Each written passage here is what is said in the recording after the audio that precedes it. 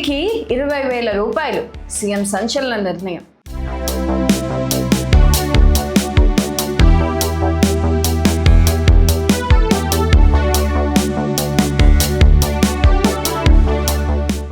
ఏపీలోని కూటమి ప్రభుత్వం ఈ రోజు లక్షలాది మంది ఖాతాల్లో నేరుగా 20,000 వేయబోతుంది.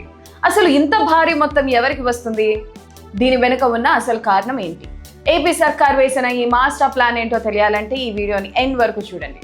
సముద్రమే ప్రాణంగా, చేపల వేటే జీవనాధారంగా బతికే మత్స్యకారుల జీవితాల్లో ప్రతి ఏడాది 2 నెలలు చీకటి అలుముకుంటుంది.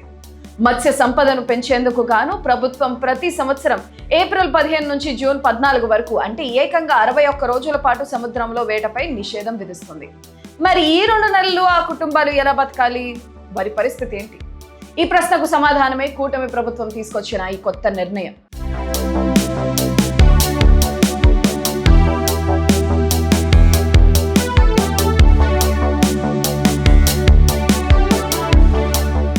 మత్స్యకారులకు అండగా నిలిచేందుకు ఏపీ ప్రభుత్వం మత్స్యకారుల సేవలో అనే అద్భుతమైన కార్యక్రమానికి శ్రీకారం చుట్టింది.